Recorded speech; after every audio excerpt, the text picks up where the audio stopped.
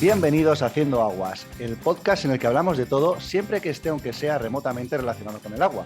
Al menos esa es la premisa de la que partimos, pero como ya sabéis, luego empezamos a hacer aguas y nunca se sabe dónde podemos terminar. Esto es un programa de la red Podcastidae y nos podéis encontrar en podcastidae.com y en casi todas las plataformas de podcast. Y si no nos tienen, que nos llamen porque nos necesitan, lo saben. Bueno, como siempre vamos a empezar también presentando a nuestros participantes. Luis, ¿qué tal? Desde Valladolid, ¿cómo te encuentras? Hola, ¿qué tal? Pues muy bien, una tarde soleada. Con tu mantica. Con tu mantica, con el polar, que te la vemos. y un café. Mira, ya me la he quitado porque me han criticado porque tenía una mantita de... Una mantita de vieja. De Disney, Sí. era de Disney. Vallisoletana. Es de Disney. Una mantita de Disney, para no enfriarme, que ya uno va teniendo una edad. Sí, será eso. Estamos Qué llegando a los lástima. 40 y no puede ser. Y nada, y cómo no, tenemos desde Barcelona, Marina, ¿qué tal? ¿Qué tal? Estoy aquí, yo no tengo manta, pero estoy encima de una fitball. Joder, qué nivel. Eso es una pelota de esas de pilates. Una pelota de pilates enorme que juré y perjuré que jamás me compraría una cosa así y aquí estoy, encantada con mi pelota de pilates. Como si fueras de Google, ¿no? ¿Te crees que estás como si Esto es estuvieras así. trabajando en Google y cosas así? Yo menudas chorradas, tal, y ahora mira. La Pues gente sí. cambia, la gente cambia. Eso es así. Madura, la gente madura, se cambia las sillas por pelotas y cosas así. Es lo que hay. Pues nada, y bueno, yo soy Alejandro Alex, desde Alicante, y como ya sabéis también nuestros twitters son el de Luis @waterhacker, el de Marina @marinaarnaldoso, como a mí me gusta decir, el mío es @al16gm y el de nuestro podcast es @haciendoaguas. Y muy bien, hoy ¿de qué vamos a hablar? Porque tenemos un tema Fresquito, un tema fresquito. que estamos ya cansados de escuchar las noticias, pero que hemos creído conveniente que se deba tratar desde el punto de vista del agua, como nos gusta a nosotros, Y ¿no? desde el punto de vista de haciendo agua con un criterio de aquella manera. Así que si Como metemos que la eso es. pata, no siendo historiadores, no os perdonáis, ¿vale? Nos perdonáis, O expertos en el tema, ¿no? Porque ni historiadores ni tampoco expertos sí, ni en el nada tema, que ¿sabes? se acerque. Hombre, a ver, En el hoy agua vamos sí, a- pero en el resto... Claro. Bueno, hemos llegado a hablar hasta de filosofía, o sea que tampoco pasa nada. Sí, ya nos hemos venido arriba otras veces, o sea que esta es una más, una más. Sí. Pero si un filósofo se enfada, pues no hay tanto peligro como si te Eso enfada también es Putin. verdad. o algo. Eso también es Exactamente. verdad. Eso también es verdad. Porque Sí, aquí nos estamos efectivamente- jugando el pellejo. Sí, ya ves, porque hoy vamos a hablar de guerra y agua. Así que vamos a ver si hacemos una pequeña introducción, que lo que más me ha chocado es que lo típico que dice, yo he estado en guerra en mi casa, ¿no? Con mi hermano, o con mis padres o lo que sea, pues no, es mentira, eso no existe. Según he visto en el diccionario de la RAE, cuando hablamos de guerra estamos hablando de un conflicto armado entre un grupo relativamente masivo. Es decir, lo que hacemos en nuestras casas no es una guerra. La guerra en la mesa del comedor entre cuñados tampoco cuenta. Pero cuando te peleabas a pedras con los del barrio de al lado, ahí ya... Hay que está ver la a cosa partir más de dudosa. cuándo se considera masivo. Vale, Entonces vale. eso es lo que habrá que ver. Vale. ¿A partir de cuándo? No, yo Muy en serio pienso que como llevamos tanto tiempo sin una guerra cerca, porque ahora tenemos una guerra cerca, se le ha empezado a llamar guerra a cualquier cosa y cuando ha venido la guerra nos hemos echado todas las manos a la cabeza. Como Esto es una diciendo, guerra. ¿ya a esto qué le llamamos? Claro, porque si lo de mi cuñado es una guerra, ¿esto qué es? ¿Ya ves? Pero bueno, Pues sí. En fin, a ver, se supone que en la guerra se emplea todo tipo de estrategias y de tecnologías, al final con el fin de imponerse sobre el otro, ya sea causando la muerte o simplemente la derrota. Entonces, ¿qué pasa? Que desde los inicios de la civilización, desde lo que sabemos incluso antes, siempre ha habido guerras y vamos a comentar algunas de ellas durante el podcast. Pero bueno, no nos vamos a adelantar.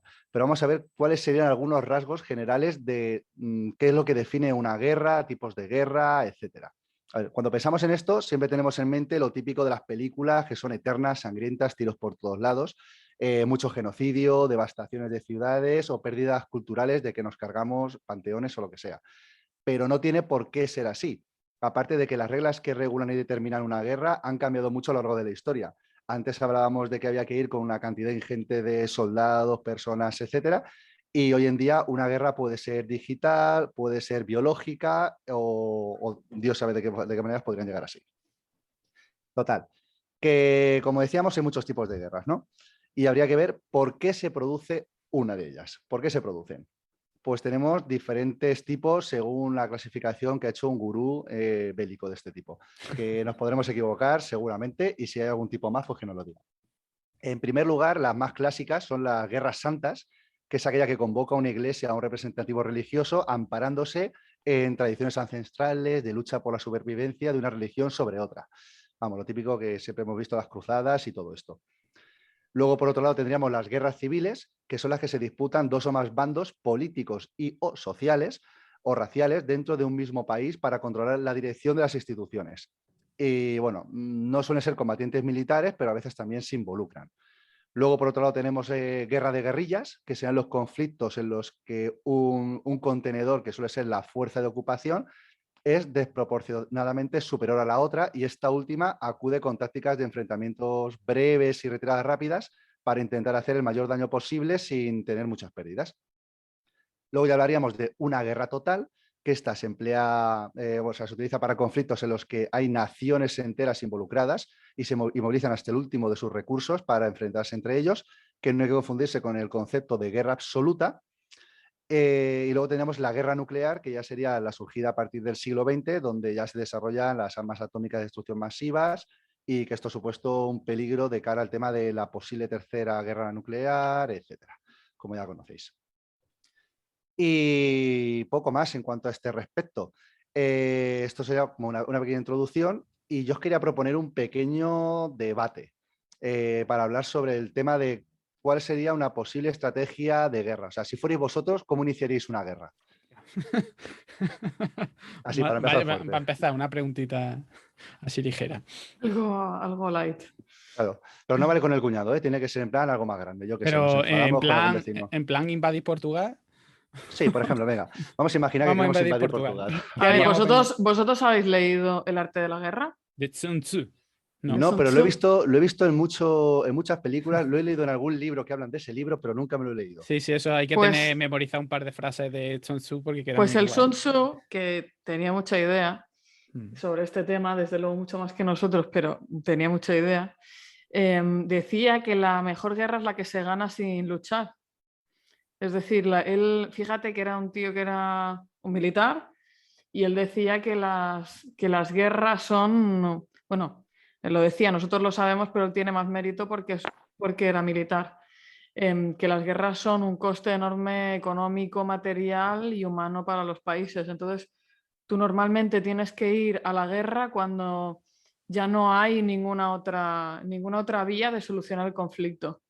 Entonces, él siempre lo que decía era, cuidado, que antes de ir a la guerra intentas solucionar mediante la vía diplomática, que tienes muchas maneras de hacer extorsión, digamos, a un país o manipular, digamos, la voluntad, ¿no?, del enemigo mediante otras tácticas que puedas hacer esto. Y en general, luego decía, vale, si luego tienes que ir a la guerra, la mejor manera de ir a la guerra es de la forma más eficiente y rápida posible. Es decir, las guerras no se deben prolongar en el tiempo, porque cuando las guerras se prolongan en el tiempo, todo el mundo pierde, ¿no? Digamos, se pierden vidas, se pierden recursos, todo el mundo está entretenido con el tema de la guerra y no se están haciendo lo que realmente se tiene que hacer en un país. Y entonces lo que decías es, ojo, las operaciones muy profesionalizadas, muy rápidas, que generen la menor número de pérdidas posibles y lo más inteligentemente posible, ¿vale? Y ahí, bueno, Sun Tzu, su libro se ha hecho famosísimo, ¿no? Porque todas las cosas que él dice se podrían aplicar casi a cualquier espectro de la vida en el que tú tengas que hacer algo difícil, ¿no? Pero habla mucho de tácticas que ya no son armamentísticas o militares, sino que son, pues, engañar al enemigo, hacerle pensar que estás vulnerable cuando realmente no lo estás, dominar muy bien el terreno, saber muy bien qué tipo de cosas puedes hacer o dónde puedes tener la ventaja, con el objetivo siempre de ser muy efectivo. Estas cosas las podríamos incluso aplicar en la convivencia intrafamiliar. En todo, sí, todo.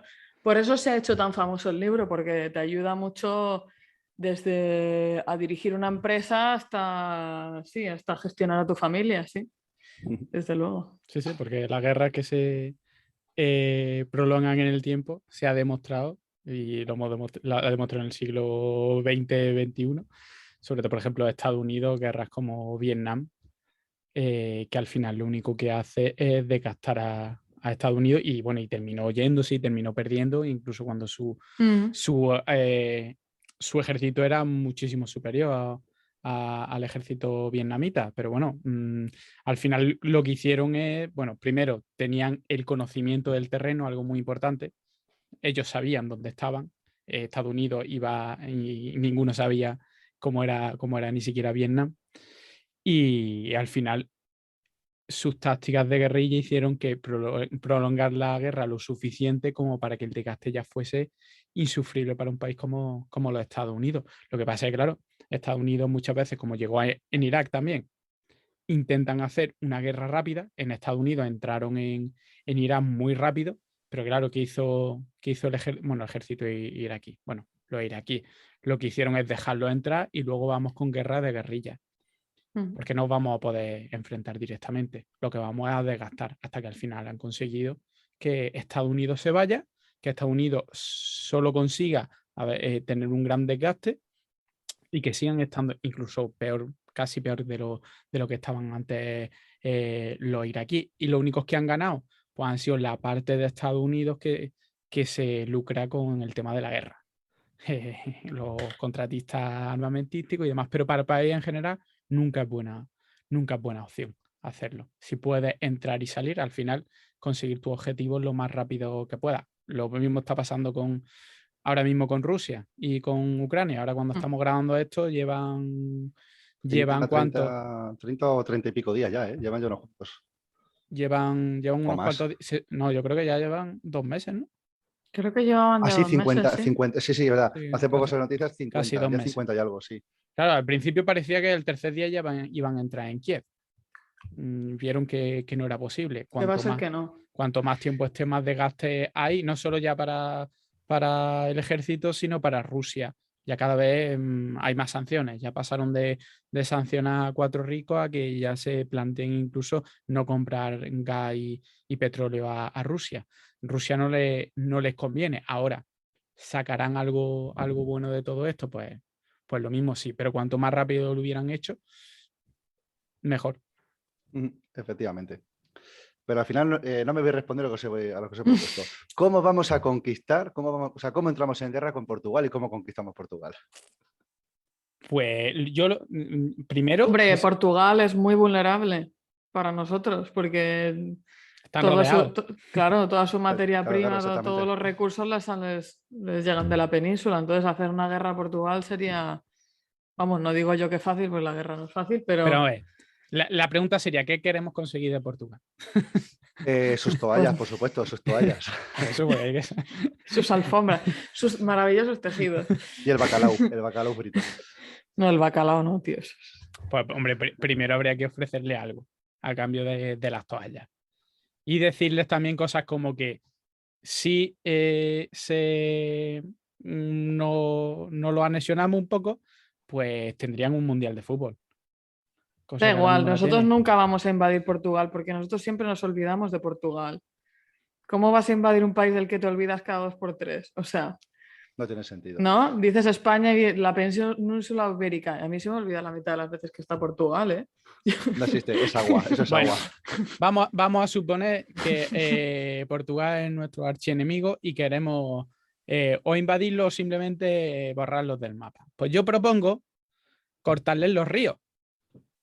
Sí, tenemos efectivamente. El Tajo, el Duero, el Guadiana, presa gorda ahí en la frontera. Y ya está. Ya está, exactamente. Estuvimos justo hablando del último podcast sobre el tema de las presas. Pues nada, todo el conocimiento que hemos aprendido, les montamos allí una. Una buena presa y hasta luego. Sí, es fácil. Y luego, si se ponen muy tontos, abrimos la presa de repente. Si es que se la liamos. Lo tenemos ganado. Si es que nuestro conocimiento del agua es muy poderoso. Pues sí, la verdad es que sí. Pero bueno, esto me sirve precisamente para introducir el artículo 52 del protocolo adicional del Convenio de Ginebra de 1949, que Hablando de... hablando de, ya que estamos, ¿no? A mí me pasa Hablando de mucho. invadir Portugal. Hablando de Madrid y Portugal. No, que esto es gracioso, porque claro, yo lo primero que pensé, ¿te quieres cargar un país que esté cercano? Le cortas el agua. Y por lo visto, según este convenio, se prohíbe atacar, destruir, sustraer o inutilizar los bienes indispensables para la supervivencia de la población civil, tales como los artículos alimenticios y las zonas agrícolas que los producen, las cosechas, el ganado, las instalaciones o reservas de agua potable y las obras de riego. Es decir, que está prohibido atacar, bueno, según el convenio está prohibido atacar este tipo de infraestructuras. Luego veremos que no todo el mundo sigue estos pasos. Y luego que hay, ya hablaremos, porque después de la historia que yo voy a contar sobre guerra, estuve mirando el tema de la Convención de Ginebra y hay algunas cláusulas de excepción que al final dice, bueno, al final puedes vender la realidad un poco como quieras, porque se supone que si ese tipo de infraestructuras como las presas están relacionadas con medios de producción para la guerra, puedes decir, no, es que esto lo utilizan para la fábrica de no sé qué, y si te dejan atacarlo. Al final depende de Como cuándo. la convención esta de Ginebra está ahora tan de moda, ¿no? Que es como, ostras, los rusos han hecho esto, los talos han hecho esto, y esto no es lo que se puede hacer. Claro, invadir un país, vale, pero hay que invadirlo con reglas. No, o sea, es la idea... ¿Puedo matarle Claro. a usted? Es la idea esta que incluso ante la cosa más horrenda que puede haber en este mundo, que son las guerras, porque mira que, de verdad, a quien se le ocurrió esto, yo no sé. Incluso ahí tiene que haber como un código ético o código, si le puedes llamar ético, ¿no? Estando en una guerra, pero que incluso esto tiene que estar normado de alguna manera regulado, o hay ciertas cosas que dentro del horror son tan horribles que no pueden pasar. O sea, esto quién, aparte, ¿no? Lo firmarían países, etcétera, en Ginebra, me imagino, pero O con una ginebra en la mano. con una ginebra, sí, estaban ya después de unas cuantas ginebras. Y entonces, ¿qué pasa? O sea, si hay un crimen de guerra de estos, alguien va para allá y sí, bueno, sí. ¿qué hacen? Ahora ¿Hacen más guerra? No sé. O sea. Ahí se supone que se tenían que aplicar todo el tema de las sanciones. Sí, pero de hecho ahora con el tema de Ucrania han salido reportajes, imágenes de representantes de la ONU que han ido a zonas en las que se supone que ha podido haber crímenes de guerra y han estudiado qué hubiera podido pasar para luego abrir una especie de expediente y en una corte internacional, en teoría, a los responsables se les podría llevar a esa corte internacional. Claro, en teoría. Obviamente, si un país como Rusia le dices tú, no, es que el general no sé qué, que el encargado de esta misión se supone que ha sido condenado por crimen de guerra o que se le quiere juzgar, pues Rusia te va a decir, nanay, por aquí me da igual lo que me digas. Lo que pasa es que sí, claro, es curioso. A mí siempre me llama mucho la atención eso de crímenes de guerra. ¿Qué pasa? Es que la guerra ya es un crimen. Si Rusia invade Ucrania, ¿qué pasa? Te carga a 3.000 soldados que estaban tranquilamente en su país y está bien, y te carga a 3.000 civiles y ya no está bien. Pues me parece que elegí entre lo malo y lo igual de malo, prácticamente, sobre todo cuando no tienen ninguna culpa, es un país invadido. Ya si estamos hablando de un conflicto armado entre dos países en los que unos se atacan a otros, pues todavía. Pero en una cosa así me parece que entiendo que tiene que haber ese tipo de reglas para que no sea todo, yo qué sé, al final, pues bueno, que sean objetivos militares y que se maten militares dentro de lo que cabe, vale. Pero ya que asesine a población. Pero resulta, a mí, como a vosotros, me resulta chocante cada vez que hablan de crímenes de guerra y de las reglas de la guerra. Sí, que son reglas que según intereses se aplican, según no interesen no se aplican. Pues muy bien, yo con esto casi que vamos a pasar primero las historias y luego ya así nos apoyamos en ellas. Y como ya sé que las vuestras van a ser más recientes, y a mí me gusta mucho la historia antigua, voy a empezar yo. Reciente. La mía tiene ya unos cuantos años. No sé, la de Marina yo creo que va a ser en orden, va a ser Alejandro, Luis y Marina. Sí, por fechas que estamos aquí viendo, sí. Yo diría que sí. Pero bueno, aparte que la mía fue hace ya casi 2000 años para variar. Yo me busco cosas antiguas que así seguro que no hay ninguno vivo que me pueda recriminar que lo he dicho mal. así, para variar. Yo voy a hablar sobre la conquista de la Dacia, que esto es en tiempos de los romanos. Eso no es un coche. También, el Skoda. Pero no, esto sería que cuando el Imperio Romano se quiso expandir, cuando estaba Trajano como emperador, para ubicarnos, es que era al norte del Danubio, era como el río, como era el más ancho y el más caudaloso de la zona, era como casi imposible de cruzar. Y bueno, aquí también hicieron el primer puente sobre pilas más grande del mundo, que una parte que sigue en pie. Pero bueno, aparte de esto. Total, que en el año 101 los romanos empiezan a avanzar hacia el norte con 86.000 hombres, que esto es lo que también comentamos de que iban a lo grande la gente. Y según avanzaban, pues bueno, pues se encontraban ya con terreno más escarpado, difícil de transitar, encima les pilló el invierno y empezamos con el tema de las nieves. ¿Y qué pasa? Que para llegar a la zona de la Dacia había como dos rutas, una por el este y otra por el oeste. Pues los romanos subían por el oeste y ¿qué hicieron los dacios? Dijeron, pues vamos a bajar nosotros por el oeste, vamos a mandar a 25.000 hombres y vamos a hacerles daño en Moesia Superior, que sería la zona más alta del Imperio Romano, que sería justo al sur del Danubio. ¿Por qué? Porque a nivel estratégico los dacios se pensaban que vamos a hacerles daño, de que les llegue el mensaje van a pasar mínimo 3 semanas porque están ya muy al norte, de que decida movilizar sus tropas hacia el sur van a pasar otras 5 semanas mínimo para poder moverse. Total, que tenemos prácticamente 2 meses para hacer todo el daño que podamos y escaparnos rápidamente sin que nos pillen y encima que los romanos no lleguen a conquistarnos. ¿Qué pasa? Que aquí es donde entra en juego parte el tema de la gestión del agua. Porque Trajano, que era un tío listo, tenía toda la zona, o sea, todo lo que es la ribera del río con una serie de torres rellenas de paja. Y entonces lo que hicieron es como en alguna película de tema de la muralla china, así que creo que lo he visto, y aquí también, que lo que hacían era, en cuanto vieron el primer aviso de riesgo, encendían la torre, entonces hacían un mensaje luminoso que llegaba hasta el punto más cercano donde estaban los romanos, que entonces ya mandaban al mensajero en caballo. Y cuando les llegó el mensaje había pasado solamente un día desde que habían llegado los dacios y entonces ahora tocaba el tema de cómo bajamos las tropas, que en teoría iban a tardar 5 semanas.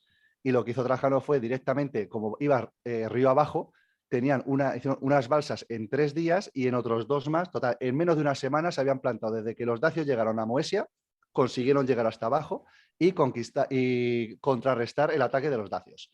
Que esto les hizo mucho daño, que esto fue una batalla de una noche. Se aprovecharon una noche en la que ellos estaban durmiendo y los romanos les atacaron y lo fulminaron prácticamente. Pero eso no va contra la Convención de Ginebra, atacar mientras están durmiendo. Sí, pero como estamos 1850 años atrás, como no existía, se siente. Joder, Esto claro. parece un chiste de Gila, ¿no? Sí. ¿A qué hora van a atacar? A las 5 de la mañana. ¿Cuándo os despertáis? Pero estamos durmiendo todos. Tal cual. Pues digamos que esa sería la primera de las batallas donde el agua tuvo una importancia vital, pero es que luego cuando ya, claro, dijeron, venga, vamos a volver a subir, claro, ya no podían subir por el río porque iban río arriba, así que otra vez volvieron a subir andando. Total, llegaron a lo que era la capital del momento, que era Sarmizegetusa, y una de las formas típicas de intentar conquistar una ciudad, sobre todo cuando estaba fortificada, pues se hizo en Sagunto, se hizo en Cartagena en parte, etcétera, en Cartago Nova, era asediarlas e intentar que, oye, pues como no tenían recursos, antes o después se rindieran o murieran de hambre.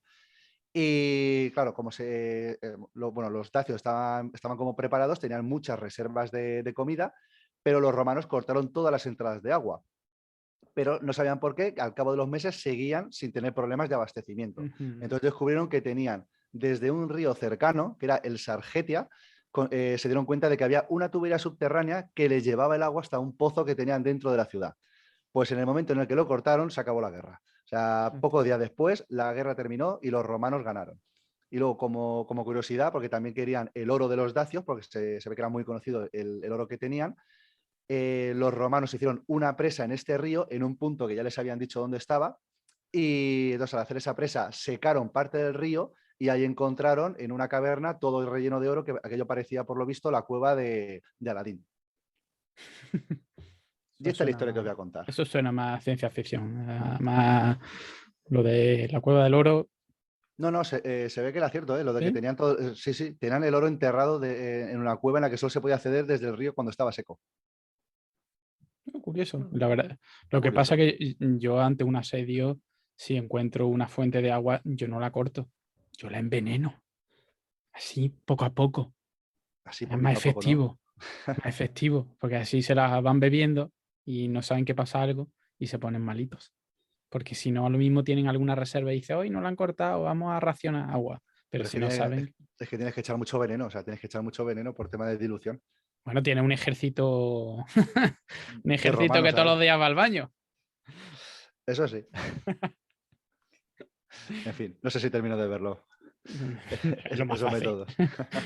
Es lo más sencillo. Bueno, sí.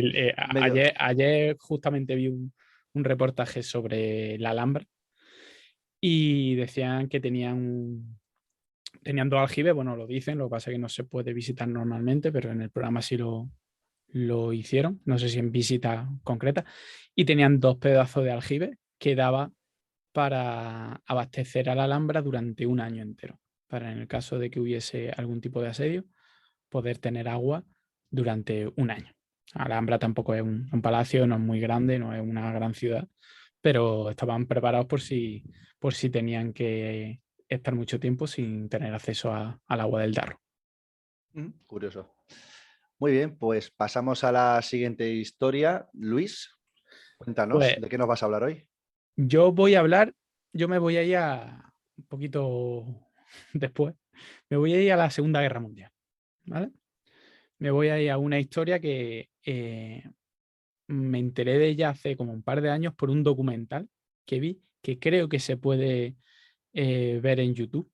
¿Vale? No sé exactamente el nombre, yo creo que me parece que se llama Dumb Busters, como Ghostbusters, pues igual, pero Dumb Buster, que es como se le llamaba a esta gente. Te voy a contar su historia y la historia, la verdad que me resulta raro que no la hubiera escuchado antes, debería de ser bastante más famosa. De hecho, esta gente, en cierta manera, es un héroe en Gran Bretaña, aunque no debería. Ya ves que la historia tiene muchas cosas oscuras. Pues empieza esto, se produjo entre el 16 y el 17 de mayo de 1943, en plena Segunda Guerra Mundial. Entonces Gran Bretaña iniciaba lo que denominó la Operación Chastise, que se traduce como Operación Castigo, ¿vale? Que era un ataque de la Fuerza Aérea Británica, la famosa RAF, contra varias presas situadas en el Valle del Ruhr, en Alemania. Las presas de la cuenca del Ruhr suministraban agua a plantas termoeléctricas, hidroeléctricas, plantas de suministro de vapor, refinerías de acero e industrias varias que estaban relacionadas con la producción bélica del régimen nazi. La idea era golpear estas infraestructuras que soportaban a infraestructuras utilizadas para la guerra. Pero claro, esto no empezó en plena guerra, esto no se ideó en plena guerra, ya en el 37, ¿vale? La Fuerza Aérea Británica ya había comenzado a hacer planes para destruir las represas en Alemania. Te das cuenta que ya estaba los nazis ya estaban en el poder, ya se estaba mascando que podía pasar algo, ¿vale? No es que fuese de repente Segunda Guerra Mundial y parecía que no había pasado nada, no, ya se estaban preparando desde hace mucho tiempo. Bueno, con el propósito de destruir la represa en Alemania, ya el ingeniero británico Barnes Wallis desarrolló a partir del 38 un tipo de especial de bomba rodante, ¿vale? Era una bomba que debía saltar sobre la superficie, como cuando tiramos una piedra sobre una superficie de agua, llegar hasta el borde de la presa, hundirse y explotar. ¿Por qué esta bomba tan extraña? ¿Por qué no simplemente bombardear una presa? Bombardear una presa y hacerle daño muy complejo, muy complicado porque son una estructura supermasiva. Luego tú tienes que bombardear de aviones en la Segunda Guerra Mundial, que no son aviones actuales en las que puedes dirigir exactamente donde quieres, es decir, acertar una presa pues no es tan fácil. Y luego como sale en la película de Armageddon, cuando le dice, pero ¿por qué hay que taladrar para poner la bomba nuclear? Y le dice uno de los expertos, dice, imagínese que tiene un petardo en la palma de la mano, explota, ¿qué pasa? Se quema. Pero ¿qué pasa si le pongo en la palma de la mano y cierra la mano alrededor? Dice que le tendrán que abrir los botes de ketchup el resto de su vida. Pues eso es lo mismo. Si tú lo explotas una bomba en el lateral, en la parte exterior de una presa, pues bueno, hace un poco de daño, pero la mayor parte de la capacidad explosiva pues se va al aire y no pasa nada. Entonces, la idea es que explotara en la parte de interior de la presa donde está el agua a una cierta profundidad, porque también el agua, al no ser compresible, transporta mejor ese cambio de presión y hace más daño, como una bomba a un submarino le hace más daño que si te explota una bomba en el aire a 20 metros. Pero ¿qué pasa? Que eso ya lo sabían los alemanes. Los ejércitos saben que las presas pueden ser peligrosas. ¿Y cuál es el ataque más lógico a una presa? Tirar un torpedo, como si lo tiraras desde un barco de un submarino, pero desde el aire. Existen torpedos tierra-agua. Se hunde y va hacia la presa y explota. ¿Y para eso qué se ponían? Se ponían una red de antitorpedos. Entonces los torpedos llegaban, se enredaban en la red y aunque explotaran, no explotaban al lado del cuerpo de la presa.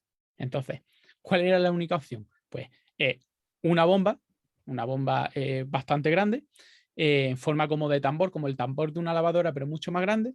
Y lo que hacían es, antes de tirarla, empezaban a revolucionarla. La revolucionaban hasta 500 revoluciones por minuto, al contrario del sentido del avance del avión. Entonces, la tiraban a baja altura y la bomba empezaba a saltar por encima del agua, hasta que chocaba con la presa, se hundía y tenía un sistema que se controlaba por la presión y cuando llegaba una presión, ¡boom!, la bomba reventaba. Esa era la bomba que se diseñaron y esa era la idea. Imaginaos en un avión de la Segunda Guerra Mundial, en un ataque principalmente nocturno, aunque tendrían que tener una buena luz, hacer eso en una presa prácticamente llena. Es decir, muy complicado. Se hicieron muchas pruebas primero para ver que las bombas funcionaran como se supone que tenían que funcionar. Llegaron a la conclusión de que el avión tenía que ir a 380 kilómetros por hora y exactamente a 20 metros de altura sobre el agua. Para eso incluso pusieron un sistema de espejos en las dos alas para controlar exactamente cuándo el avión estaba a 20 metros de altura sobre el agua. Entonces tenían que tirarla y todo esto primero tenían que llegar hasta las presas desde Gran Bretaña, tenían que volar a no más de 30 metros de altura para que no lo detectaran los radares, llegar a la zona donde estaba una presa, que muchas veces el acceso era muy complicado, y luego si la presa encima estaba fortificada, que muchas presas estaban fortificadas con cañones antiaéreos, pues encima tenían que sortearlo. Es decir, no era nada fácil. Para atacar a estas presas, se formó el que llamaron el Escuadrón 617 de la RAF y que se le apodó los Dambusters, ¿vale? Esta se encuadraba dentro de la primera batalla del Ruhr como parte de una ofensiva aérea mucho más grande que consistía también en bombardear ciudades como Dortmund, Duisburgo, Bochum. Esos fueron bombardeadas previamente. La idea era causar un gran daño a toda esa zona. Entonces, la tarde del 16 de mayo del 43, esto era del 16 al 17 el ataque, desde la base militar de Scranton se lanzaron varias oleadas de 19 bombarderos de tipo Avro 683 Lancaster, por si alguien quiere buscar el tipo de avión que es. No un avión muy grande, pero un bombardero de hélice, ¿vale? Todo esto pues de la Segunda Guerra Mundial. Y cada bombardero tenía una bomba de este tipo en su interior. Y el objetivo era la destrucción de 6 presas. La idea era destruimos 6 presas y todo este valle, la producción, nos la cargamos. La presa de Mone, yo lo voy a pronunciar como se escribe, porque no sé cómo se pronuncia en alemán. Pues sí, mejor. Lo bueno que tiene es que son nombres cortitos. Mone, Sorpe, Diemel, Gene, Lister y este un poquito más largo, Edersalzperre. Sí, esto me suena a los 7 enanitos versión alemana. Me perdonáis la pronunciación. Se hablaba que incluso en los ataques, en las aproximaciones a las presas, los aviones llegaban a volar por los cortafuegos, por debajo de la línea de los árboles, es decir, más abajo que la línea de los árboles, para intentar que no se les detectara y que no se les viera. La mayoría de los ataques fueron fallidos. De hecho, tras 5 ataques, se consiguió un impacto a la 1:45 de la madrugada, estamos hablando en plena noche, ¿vale? En la pared de hormigón de la presa de Moje. Y consiguió abrir un gran agujero de 30 metros que poco a poco se ampliaría hasta 76 metros. Y una hora después, los bombarderos también destruyeron el muro de contención de la presa de Eder, pero no, vamos, destruyeron una parte y le hicieron un poco de daño, pero no consiguieron destrozarla como en la presa de Mohen.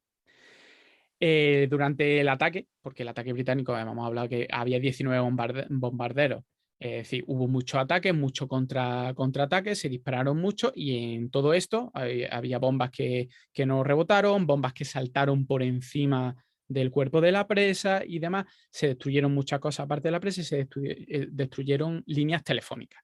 Estas líneas telefónicas eran lo que se suponía que se iban a utilizar para avisar a poblaciones cercanas y a fábricas cercanas de un posible ataque para que la gente se pusiera a resguardo, cosa que no pudo pasar. En muchos problemas de este tipo, en muchas catástrofes relacionadas con presas, uno de los grandes problemas es que no se puede avisar a la población por algún motivo con suficiente antelación para que se recuerde.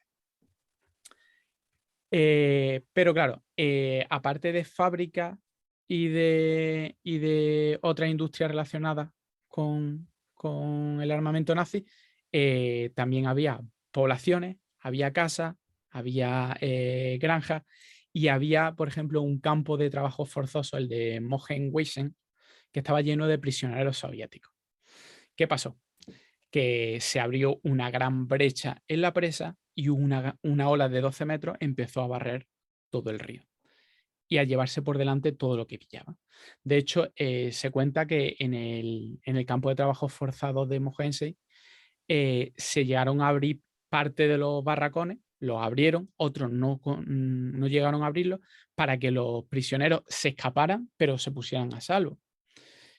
Claro, muchos de ellos, primero los que no pudieron salir de los barracones porque no los llegaron a abrir, no salieron, y muchos de los que pudieron salir fueron arrastrados por la ola. De hecho, dice que se encontraron cuerpos a 50 kilómetros de distancia. Durante este ataque, 50 miembros de la Royal Air Force, es decir, de los que atacaron, 54 murieron. El número total de víctimas es estimado, ya que no se encontraron muchísimos cuerpos. Y las cifras oficiales muestran que en Neheim, por ejemplo, murieron 859 personas, que fue la primera población a la que impactó la ola.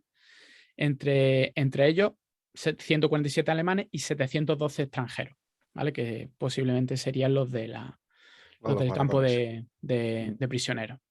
En Wickede 118, en Frondenberg 21, ya cuanto las poblaciones están un poco más alejadas, ya pues la cantidad de agua que llegó era un poco menor, la altura del agua era un poco menor, incluso algunos pudieron ya ser avisados. El problema muchas veces era que incluso pasó en ciertas ciudades que, como no pudieron llamar por teléfono, lo que oyeron fueron el ataque, los bombardeos y el contraataque de los alemanes. Entonces supusieron que había un ataque aéreo y lo que hicieron fueron bajar a los sótanos, a los refugios.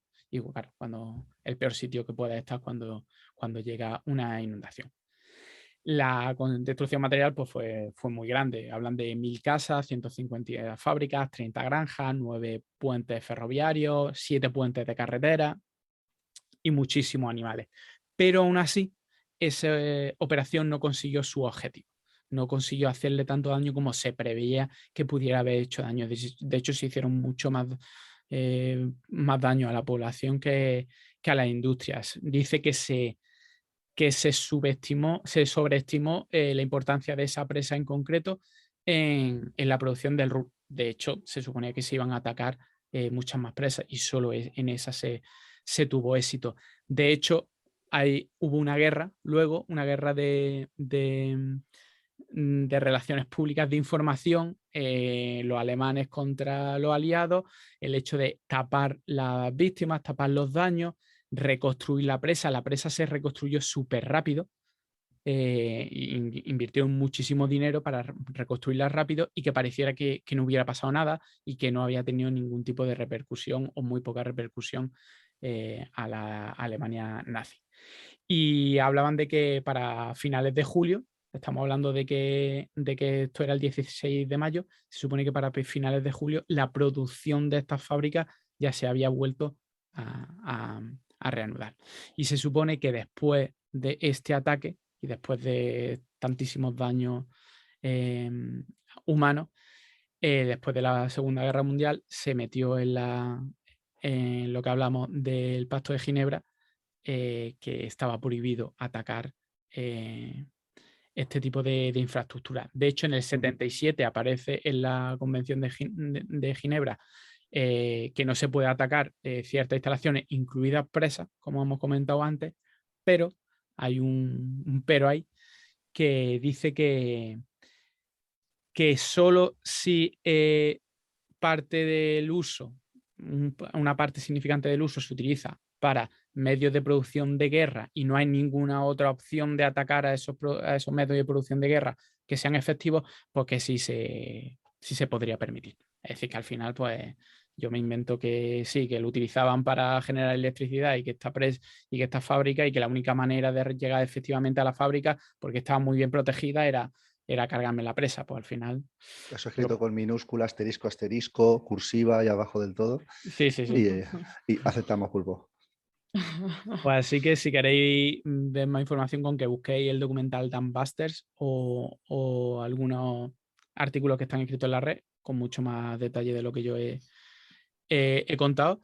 Pero la verdad es que la parte de ingeniería está muy chula. Además te cuentan cómo planearon todo, cómo utilizaban las torres, las dos torres que había en una de las presas, para saber exactamente a la distancia a la que estaban y en el punto en el que tenían que soltar la bomba. Todo esto era hipermanual. Estamos hablando de volar a 30 metros de altura por la noche, metiéndote en la Alemania nazi para bombear una presa si la encontrabas. Sí, esto hay un libro que es el de Templanza y Vileza, que cuenta el primer año de Churchill como ministro, que justo era cuando empezaba la Segunda Guerra Mundial. Y claro, te cuenta todo esto del tema de los haces de luces, que lo utilizaban los alemanes para guiarse, cómo luego los ingleses lo mejoraban y lo utilizaban para conseguir guiarse por la noche. O sea, es curioso. La verdad que está allí en esa situación, tenía que... Sí, sí. No me extraña que lo consideraran por una parte héroes, pero por otra parte lo que hicieron, los daños que causaron fueron absolutamente brutales. De eso no se habla. Cuando le hacen todos los años un homenaje a los Dam Busters, yo creo que se habla poco de... Sí, esto se corre un tupido velo y aquí no ha pasado nada. Exactamente. Pues curioso, curioso. Bueno, Marina, cuéntanos, ¿qué guerra nos vas a contar tú? Traigo la guinda del pastel. Cha, cha, cha, chan. Chan. Porque, claro, la guerra que tenemos, bueno, y lo que ha motivado, ¿no?, el podcast de hoy es la cercanía que tenemos con la lamentable guerra en Ucrania. Y bueno, había una noticia hace unos días, aproximadamente, ¿no?, el 15 de abril, un poquito antes quizá, que los rusos habían bombardeado una presa en Ucrania. Y dices, ostras, ¿qué ha pasado ahí, ¿no? Un poco, bueno, ya vemos, ¿no?, desde tiempos antiguos el agua se ha utilizado para, o bien ha sido motivo, o bien ha sido víctima, o bien ha sido un elemento adicional de la guerra, ¿no? Y bueno, y en este caso, en el caso de Ucrania, si rascamos un poquito más que detrás de todo esto, pues hemos encontrado una cosa interesante, que es, bueno, básicamente se remonta a 2014, es decir, Rusia y Ucrania, el conflicto que tienen ahora mismo, lógicamente, no es de hace 2 meses, es de hace bastante más tiempo.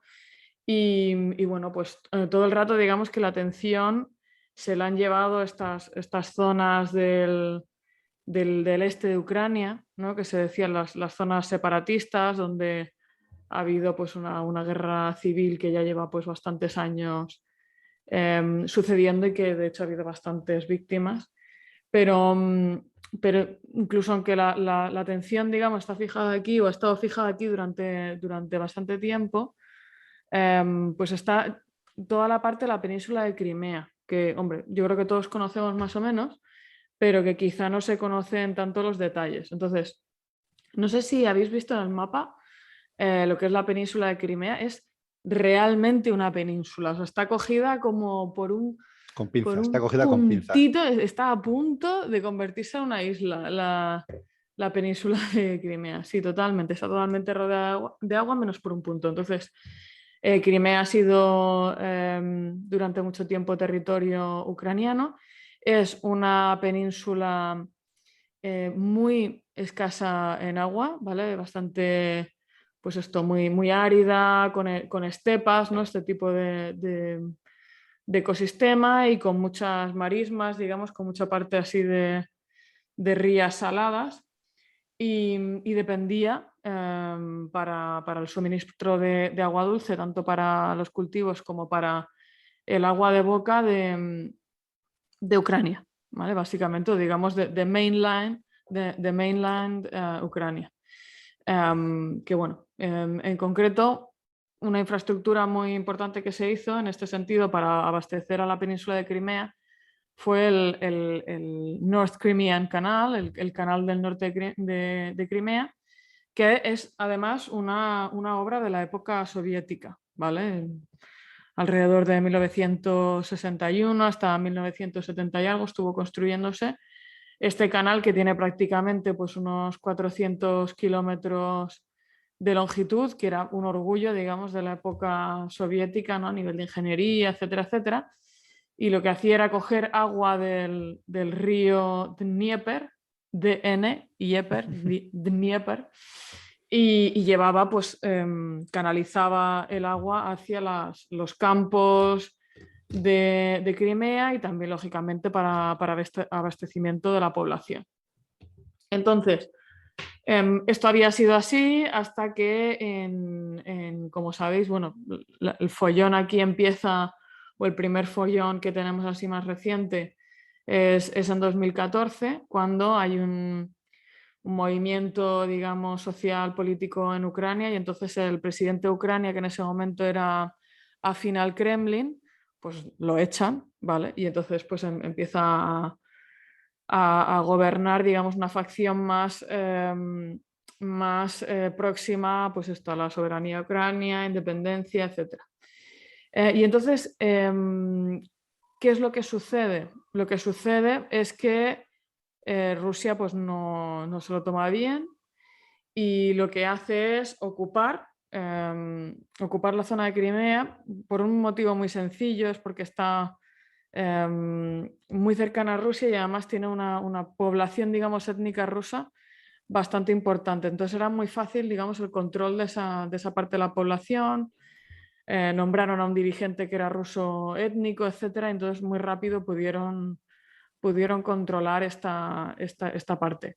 Intentaron hacer lo mismo en las regiones del Donbass, que son las que siguen, digamos, ahora en disputa, pero la que realmente pudieron controlar fue Crimea. Entonces, la contestación, digamos, de Ucrania fue muy clara, ¿no? Es decir, bueno, pues como vosotros ya no sois Ucrania, pues yo no tengo ninguna obligación de velar, digamos, por el bienestar de esta población que, digamos, ya no es mía, además no me interesa. Y entonces lo que hacen es que cierran el canal, ¿vale? El canal del norte de Crimea. Lo que hacen es una presa que impide que el agua pase desde el Dnieper hasta, pues, hacia Crimea. Tenéis que tener en cuenta que esto implica el 80-85%, que es lo que han contado, del agua disponible para Crimea, que en sí, digamos, tiene muy poca capacidad de generar recursos. Entonces, bueno, esto es una disputa, ¿no? que viene sucediendo desde este momento. Rusia ha culpado a Ucrania de genocidio, de ecocidio, porque ha tenido que hacer Crimea, la población de Crimea, pues racionamientos de agua, lógicamente todo lo que son los campos y la producción agrícola pues se ha visto totalmente perjudicada. Y una cosa muy interesante dentro de lo que esto puede ser interesante es que claro, lo que se encuentra Rusia en ese momento es que a nivel político, pues bueno, Putin lleva mucho tiempo gobernando, pero en 2014 con la anexión de Crimea y con todo este movimiento en las regiones del Donbass, en estas dos poblaciones, pues Putin había ganado muchísima popularidad, digamos, había retomado, ¿no?, bastante de su popularidad con los ciudadanos rusos. Entonces, de repente se encuentra con que el motivo, ¿no?, que le había llevado a volver a tener bastante apoyo de la población, pues es una península árida que está muy necesitada de inversión en infraestructura, que no la puede dejar ir, en el sentido de que no puede simplemente decir, bueno, pues como esto es un lío, me voy, ¿no? Por este motivo, ¿no? Porque políticamente había sido tan importante.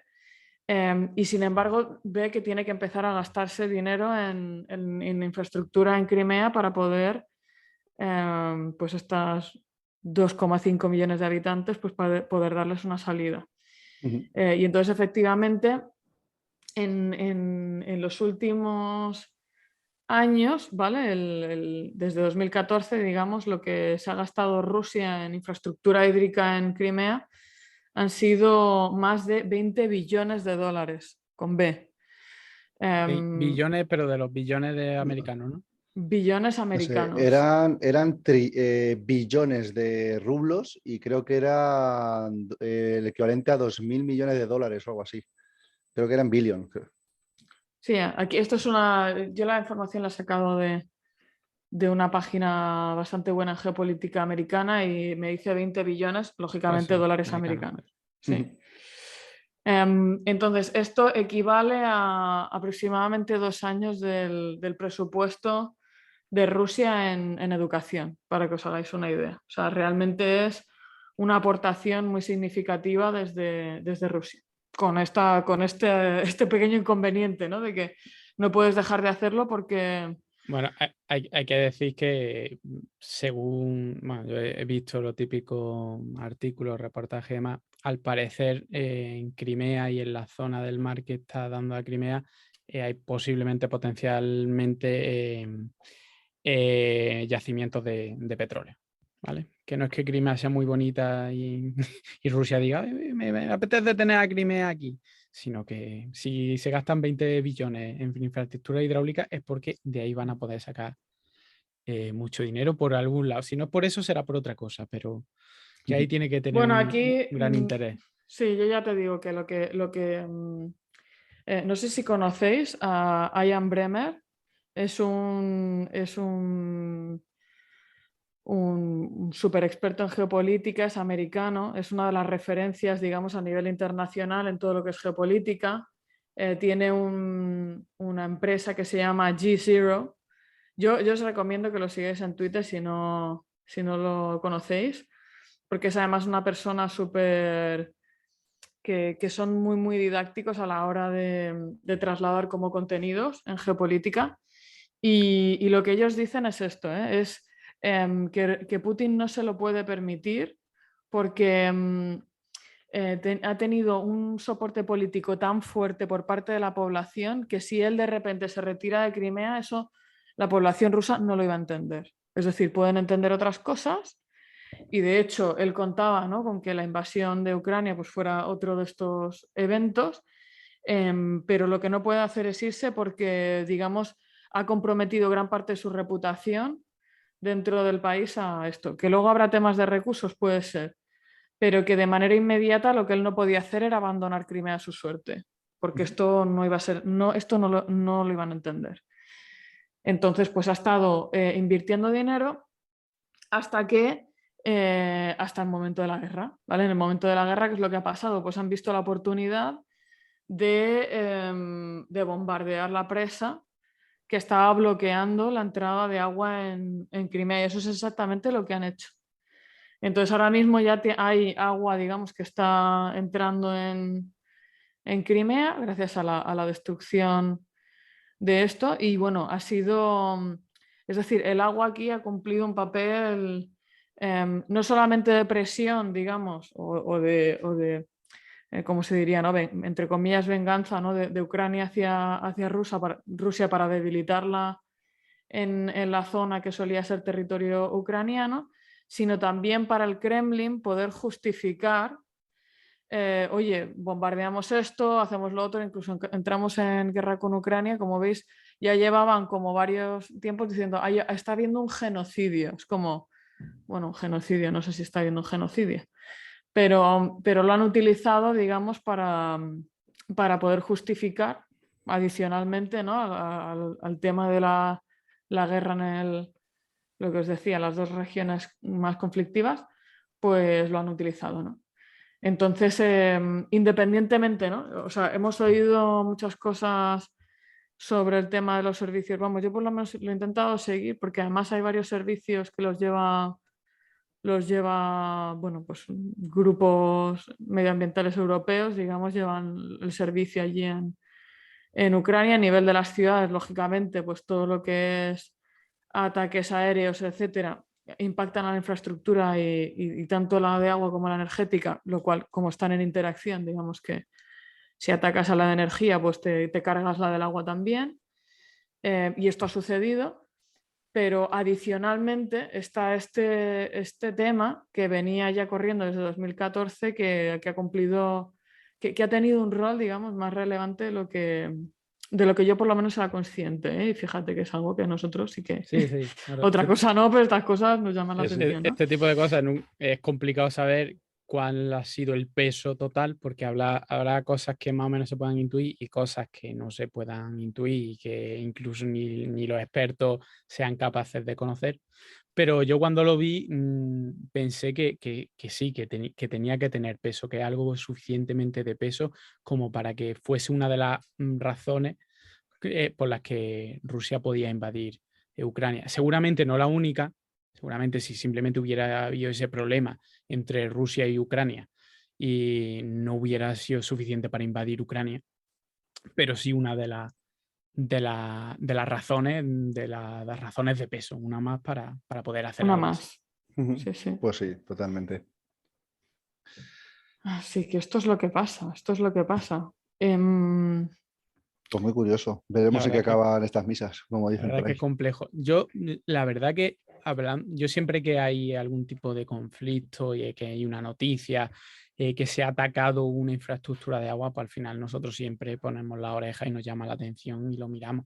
A mí me sorprende, sinceramente, y para bien, que no sé si es que no hay tantas noticias o que no se oye tanto, ¿vale? Porque me parece que en ciertas guerras en las que parece que no hay ningún tipo de escrúpulo, sería de lo primero que se hace. Por otra parte, piensa, puedes interrumpir el servicio, pero tampoco te quieres cargar toda la infraestructura, porque si tú estás invadiendo una ciudad, tú qué quieres cuando hayas invadido la ciudad, tener agua y tener luz y no haberte cargado toda la infraestructura. Tampoco puedes tirar piedras sobre tu propio tejado. Si te cargas edificios, bueno, pues ya está, no vives en esos edificios, están derruidos. Pero si te cargas, yo qué sé, la potabilizadora entera, no es lo mismo que a lo mejor que te carga un depósito concreto o una tubería que hace una obra y en una semana la tienes funcionando. Yo supongo que en parte por eso, no creo que sea todo porque va a afectar a la población. Yo creo que en muchas guerras lo que le pasa a la población es secundario, sino simplemente porque son infraestructuras que son muy complicadas de volver a construir y prefieren no atacarlas porque te quieres beneficiarte de ellas cuando tú controles la ciudad. Lo Supongo. curioso de todo esto, que tú dices, "Ostras, pues no me suena tanto haberlo oído y tal", y preparando un poco el podcast, ¿no? Lo que me crucé con un atlas, digamos, de conflictos hídricos en el mundo. Bueno, había una persona que se ha dedicado a recoger esto y un poco clasificaba los tipos de conflictos o las relaciones con el agua y la guerra en 3 puntos, que los he mencionado antes, que uno era esto, ¿no? que el motivo sea el agua. Es decir, ha habido un problema transfronterizo y esto ha devenido en un conflicto. No estamos hablando de grandes guerras, pueden ser pequeños conflictos también. Luego, que hay una guerra y entonces los servicios se ven afectados. Y luego la tercera, se utiliza el agua como instrumento de guerra, ¿vale? Como podríamos decir, los ucranianos han utilizado la dependencia de Crimea del agua, pues quizá eso no era en un contexto de guerra, también es verdad, porque era después de la guerra, pero para ejercer un perjuicio sobre un territorio, ¿no? Digamos. Pues esto lo que se veía es que durante las últimas décadas lo que ha hecho es en todos casos aumentar.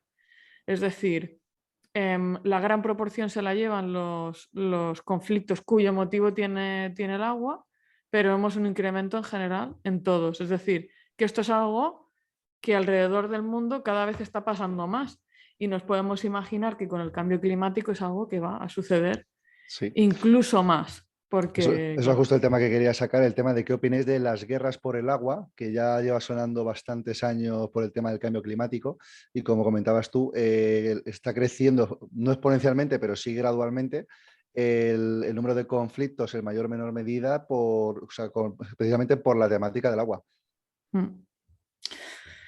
Bueno, pues esto es un tema que yo creo que sí que va a ser una cuestión, sobre todo según se vaya haciendo más escaso el recurso, lógicamente en aquellas zonas del mundo que tengan que compartir recursos.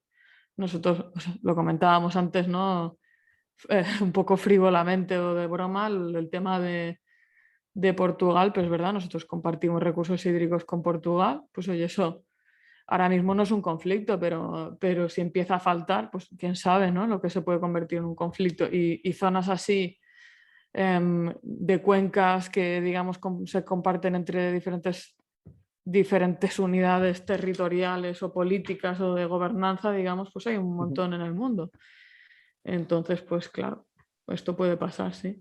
Sí, porque vamos, si tenemos conflictos a veces no llegando a ser bélicos de trasvases entre cuencas, cuando tenemos que es el Tajo Segura, cuando falta lluvia, pues imagínate cuando encima hablas con países en vez de con cuencas.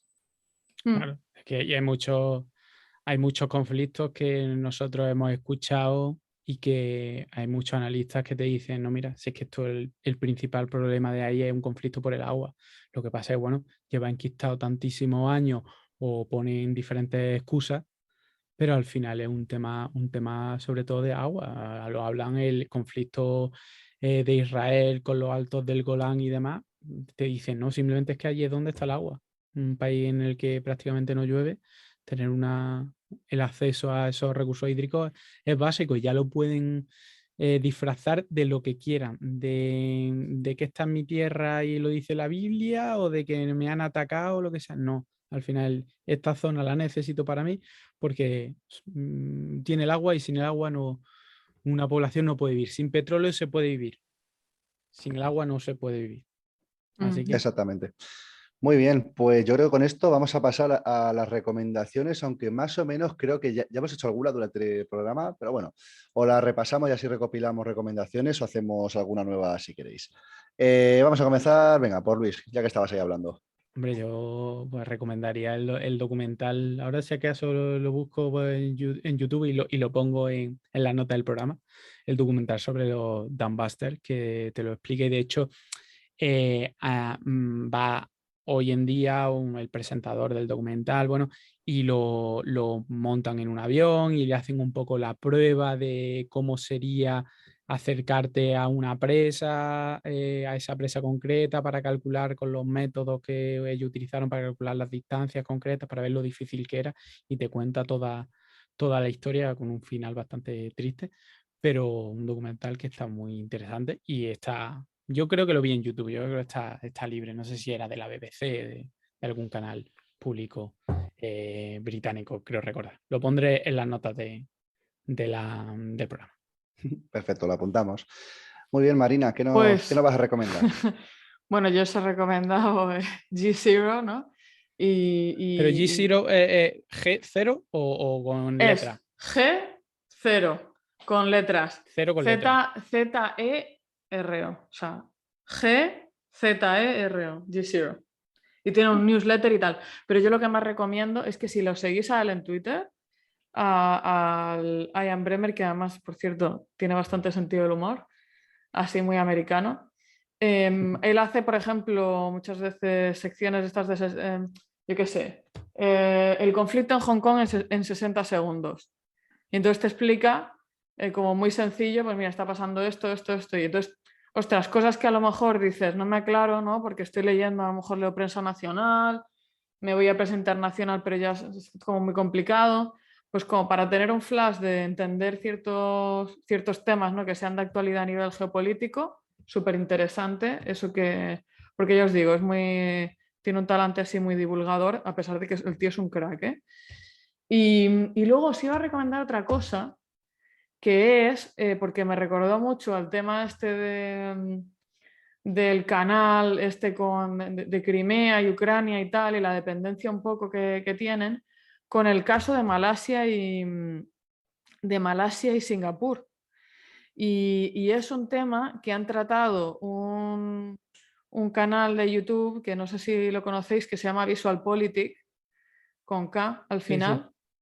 Que son así, bueno, ellos tienen como su estilo, ¿no? Pero la verdad es que, y con su estilo me quiero decir que tienen sus ideas, ¿no? Pero que tratan muchísimos temas muy interesantes, también sobre política y geopolítica, también súper didáctico. Y normalmente es esto, son temas así que afectan menos a sectores específicos, pero se animaron a hacer un vídeo sobre el caso de Singapur, destacando un poco pues, la gestión del agua que hacen, hablaron del tema de las regeneradas y tal. Y uno de los temas que hablaron es que uno de los problemas que tiene Singapur, que como bueno, es una cosa parecida, ¿no? al caso de Crimea, es una isla, ¿no?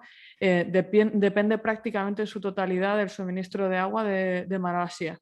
Y entonces lo que ellos han hecho no ha sido lo de Crimea es, bueno, tengo un conflicto territorial y muchos rusos étnicos aquí y 2 países que se están peleando por mí, pero voy a sentarme. Como, hombre, va a llegar el día, ¿no? Que te van a cortar el suministro, porque si dependes mucho de un país, pues entonces, claro, los de Singapur se han puesto a tope las pilas. A planificar, etcétera, pero claro, tienen el tema tienen un acuerdo con Malasia del año de la catacumba, en el que el precio del agua es absolutamente irrisorio y claro, claro, las cosas han cambiado, ¿no? Pero ellos siguen un poco ejerciendo este derecho, pero saben que en algún momento esto va a expirar o que se puede generar un conflicto y entonces han empezado a tomar medidas. Y me pareció muy interesante lo que hicieron. La verdad es que muchas cosas ya cuando se meten en el tema sectorial ya patinan porque decían, ¿no? Como que la tecnología de Singapur era una cosa que iba a revolucionar el mundo. Y yo pensando, sí, la ósmosis, que ya está en todos sitios. Lo que pasa es que los de Singapur son muy listos y hacen muy buen branding. Lo venden muy bien, sí. Lo han vendido tan bien que una persona que los lee desde fuera del sector o que escucha esto desde fuera del sector se piensan que han inventado la rueda, ¿no? Lo han creado ellos totalmente. Pero bueno, interesante ver el motivo que le llevó a Singapur a hacer eso en primer lugar, que era algo que yo no sabía. Curioso. Pues sí, lo apunto también. Yo pues nada, para volver otra vez así a la historia antigua como me gusta a mí, os voy a recomendar la trilogía entera. Ya no uno, los tres libros, que son en total creo que son 1800 páginas, así, para que se haga menos, de aquí a verano. De Trajano, de Santiago Posteguillo, porque no solamente habla de la batalla que he comentado de la Dacia, sino que al final es el papel que juega el Danubio en toda su extensión y en todo su recorrido como frontera y cómo constantemente es una barrera que les cuesta la vida conseguir franquearla, tanto en un sentido como en el otro. Así que yo dejo esa recomendación, si a uno le gusta. Y poco más, con esto yo creo que ya podemos dar por finalizado este programa y pasamos a nuestro grito de guerra para cerrarlo. Así que 1, 2 y 3. Buenas noches, Buenas noches, Cuenca.